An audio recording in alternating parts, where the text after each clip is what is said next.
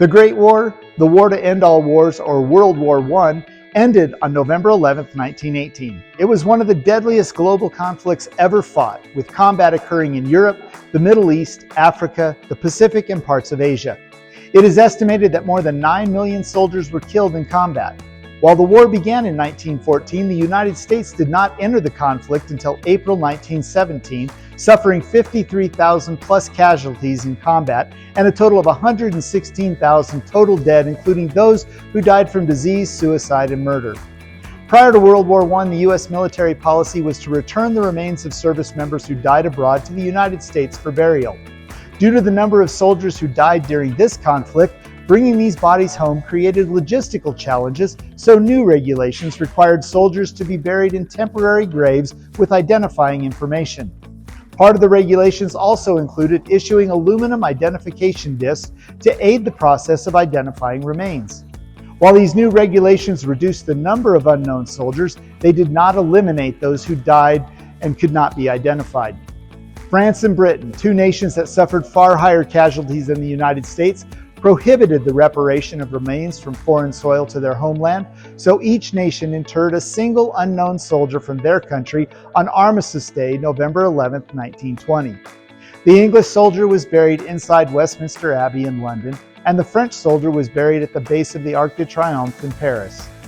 The unknowns would stand in for all the service members from each nation that could not be identified or returned to their homeland. The American military had a different policy regarding servicemen killed overseas. The next of kin could request the remains be transported back to anywhere in the United States at no cost to the family, or the family could choose to have their loved one buried at one of the newly created permanent U.S. military cemeteries in Europe. But what about the remains of unidentified U.S. service members?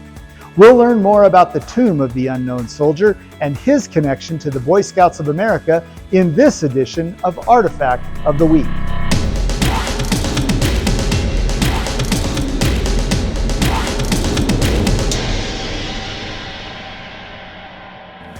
In December of 1920, Hamilton Fish, a World War I veteran and New York congressman, introduced legislation for the internment of one unknown American soldier in a special tomb to be built in Arlington National Cemetery. His goal was to bring home the body of an unknown American warrior who in himself represents no section, creed, or race in the late war, and who typifies, moreover, the soul of America and the supreme sacrifice of her heroic dead.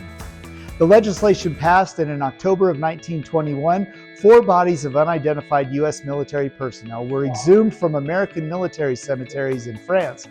And on the morning of October 24, 1921, Major Robert P. Harbold of the Quartermaster's Corps, aided by French and American soldiers, arranged the caskets in a random manner in the City Hall of Chalon-sur-Marne, France. He then chose Sergeant Edward F. Younger of Headquarters Company, 2nd Battalion, 50th Infantry of the American Forces in Germany to select the unknown soldier. Sergeant Younger selected the unknown by placing a spray of white roses on one of the caskets. Once selected, the casket was transferred to the port of Le Havre and loaded aboard the USS Olympia for transport to Washington Naval Yard, where they arrived on November 9th. The remains of the unknown lay in state at the U.S. Capitol Rotunda on November 10th, where nearly 90,000 visitors paid their respects. The next morning, November 11th, the casket was placed on a horse-drawn caisson and carried in a procession through Washington, D.C. to Arlington National Cemetery, where a state funeral officiated by President Warren G. Harding was conducted in the newly built Memorial Amphitheater. Americans nationwide observed 2 minutes of silence at the beginning of the ceremony. During the ceremony, President Harding placed the Medal of Honor on the casket, with other foreign dignitaries presenting their nation's highest awards as well. In May of 1926, at the 16th annual meeting of the BSA, a new award was introduced, the Silver Buffalo Award. Baden-Powell was the first recipient, along with 21 other men, to receive the then-new award for distinguished service to boyhood.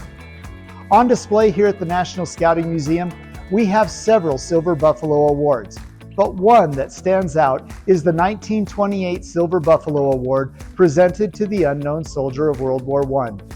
The accompanying certificate reads, This is to certify that unknown soldier, upon nomination of the Committee on Awards for Distinguished Service and its approval by the Executive Board of the National Council of the Boy Scouts of America, is hereby awarded the Silver Buffalo Award for Distinguished Service to Boyhood.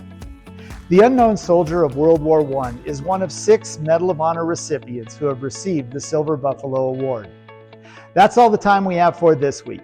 Join us next time as we continue to learn more about the history of the BSA through the collection of the National Scouting Museum and Artifact of the Week.